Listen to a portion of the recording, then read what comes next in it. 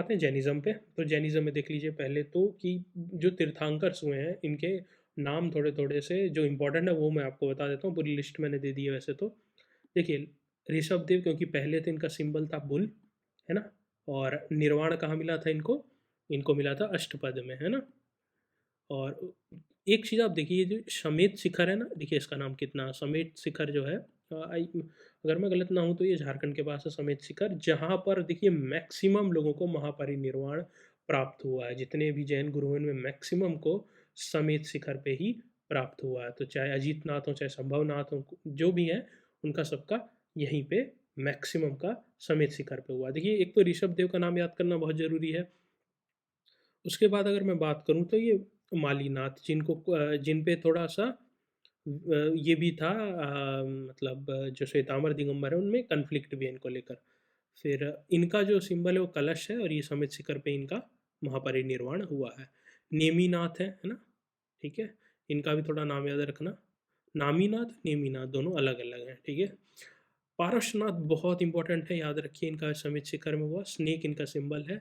महावीरा तो of course आपको याद रखना, इनका समित शिखर नहीं है, इनका पावापुरी है। तो ये आप गलत मत कर देना। अब इसमें कुछ फिलॉसफीज़ है मेन। एक तो अनेकांतवाद है। देखिए क्या होता है, मतलब जो सत्य है उसको अलग-अलग तरीके से व्यक्त किया जाता है। तो ये एक फ्रीडम प्रोवाइड करता है, एक बहुत हायर फिलॉसफी है अनेकांतवाद। स्यादवाद है, मतलब हम किसी चीज़ को प्रेडिक्ट कर सकते हैं ना, सत्य तक जाना जो है, मतलब एकदम परम सत्य तक पहुँचना जो है वो अनिश्चित होता है, लेकिन हम कंडीशन्ड प्रेडिकेशन ये होगा तो ये हो सकता है, तो ये भी एक तरह की फिलॉसफी है।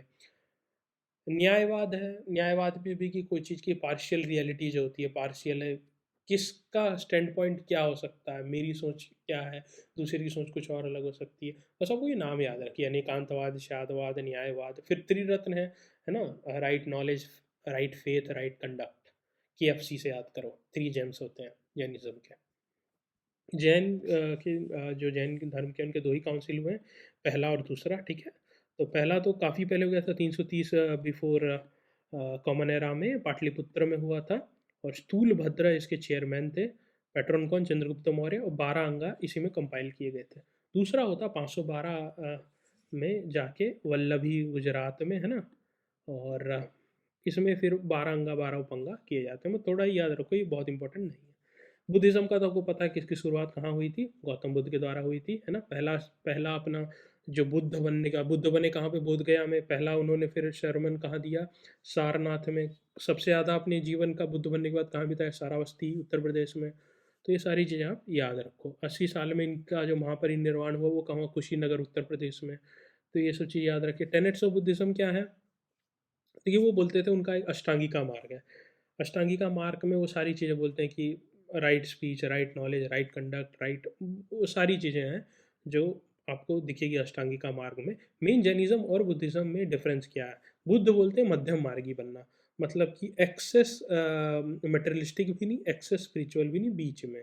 एक्सेस पेनेंस भी नहीं कि पूरी दुनिया त्याग दिया। तो जैनिज़्म में क्या है? ऑस्टेरिटी है, मतलब एक्सट्रीम आपको जो है डिसिप्लिन रखना पड़ेगा। जैनिज़्म का 5वां जो डॉक्ट्रिन जो ऐड किया था महावीरा ने, उसमें तो आपको है कि आप विवाह भी नहीं कर सकते, है ना? तो लेकिन बुद्धिज़्म ऐसा नहीं, मध्यम मार्गी बन गया, हर चीज़ के बीच में रही है ना, कि एकदम एक्सेस में नहीं जाना।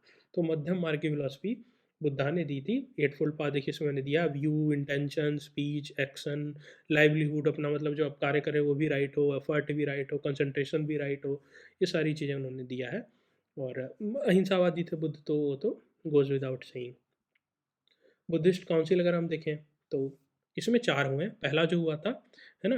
वो शतपानी केव में हुआ था, राजगिरी में, है ना? और बिल्कुल महापरिनिर्वाण जब हो गया था उनके बाद, तो अजातशत्रु थे उस टाइम पे किंग, एंड महाकश्यपा मॉन्क थे जिन्होंने इसको प्रिसाइड किया था। दूसरा जो हुआ फिर वो वैशाली में हुआ, और ये काल अशोका हमने पढ़ा था। काल अशोका के शासनकाल में हुआ 383 बिफोर सेंचुरी में, और ये सबकामी इसको प्रिसाइड किए थे। ये डिटेल्स बहुत इंपॉर्टेंट है। फिर तीसरा जो है वो पाटलिपुत्रा में हुआ था, अशोक के शासनकाल में हुआ था। और मोगालीपुत्र तीसरा, जिनको बोला जाता है कि इन्हीं की वजह से बुद्धिज़्म अशोक ने माना भी। फिर चौथा होता है कुंडलवन में, जो कि जम्मू कश्मीर में है ना? और ये वासुमित्र प्रिसाइड करते हैं, और अश्वघोष इसके डिप्टी होते हैं ना? अश्वघोष हमने बुद्धचरित्र पढ़ा था। वो वाले। और कनिष्क का राजा होते हैं, कुषाण एम्पायर होता है और इसी में महायान और हीनयान में डिवाइड हो जाता है। मेजर बुद्धिस्ट टेक्स्ट अगर बात किया जाए तो क्या है? पीतकाज है, जिसमें विनय पीटका है, अभिधम्म पीटका है, सुत्त पीटका है।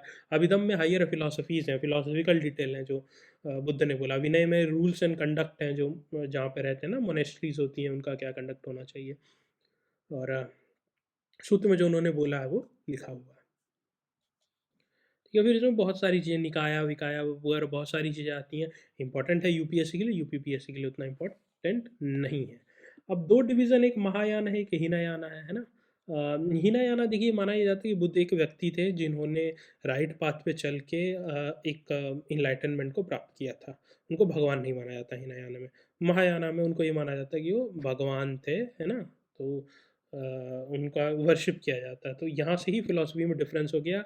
और हीनयाना मूर्ति पूजा के विरोध में थे क्योंकि ऐसा गौतम बुद्ध का भी मानना था। लेकिन जो महायान है उसमें मूर्ति पूजा की भी शुरुआत हो जाती है। ठीक है, और ये चौथे काउंसिल में जाके होता है। कनिष्क जो जब राजा होता है ना, वासुमित्र इसको प्रिसाइड करते हैं, डिप्टी अशोक होते हैं, याद रखना। फिर और भी बहुत सारी चीज़ें हैं जो बहुत ज़्यादा, वज्रयान भी आ जाता है जिसमें तांत्रिसिज्म जो शक्तिज्म वाला वो भी इन्वॉल्व हो जाता है। जैन बुद्धिज़्म बोलते हैं, तिब्बत में जाते हैं वो अलग हो जाता है ना। बहुत सारी चीज़ें हैं जो आपको फिर डिफरेंसेस पता चलेंगे। ऐसे तो बहुत सेक्ट है, अगर आप यूपीएससी का अगर ये लेक्चर होता तो मैं इस पे और भी बल देता। बहुत सारी इंपॉर्टेंट बुद्धिस्ट साइट हैं जो आपको याद होनी चाहिए। लुम्बिनी है ना? जहाँ पे जन्म हुआ था महामाया माया देवी जो हैं, सिद्धार्थ गौतम नाम था उनका शुरुआत में। गौतम बुद्ध तो बाद में बने, क्योंकि गौतम ही थी जिन्होंने उनका पालन पोषण किया था, तो उन पे गौतम नाम पड़ा। फिर कपिलवस्तु उत्तर प्रदेश जो है, यहीं पे इनका जीवन चला है ना। कैपिटल शाक्य वंश के ये थे, राजकुमार थे। फिर बोध गया में इनको ज्ञान की प्राप्ति होती है। सारनाथ में पहला सरमन देते हैं जहाँ पे धर्म चक्कर परिवर्तना सुत्ता भी है, फर्स्ट टीचिंग थी जो। फिर राजगीर नालंदा में है ना, किंगडम थी मगध की, तो वहाँ पे आपको रॉकेट केव्स दिख जाएंगे बुद्ध के, है ना। फिर शरावस्ती में बहुत साल रहे थे, यहाँ पे कोशाला किंगडम का पार्ट था, है ना। और फिर वैशाली बिहार, जहाँ पे उन्होंने अपना लास्ट दिया था, सरमन दिया था, ज्ञान दिया था, टीचिंग दी थी। और फिर महापरिनिर्वाण इनको कुशीनगर में जाके मिला था। इसके बाद किंगडम ऑफ काशी है, इसके बारे में थोड़ा सा पढ़ लीजिए, है ना। कि काशा नाम से जो एक किंग थे उनके नाम पे काशी बोला जाता है, पढ़ा है ना। और हिस्टोरिकल इसका सिग्निफिकेंस बहुत ज़्यादा है। काफ़ी जो हमारा जो सिविलाइजेशन है, बोला जाता है कि first one of the first cities of one of the first civilized city of the world Kashi को बोला जाता है ना। महाजनपदा का भी पार्ट रहा था।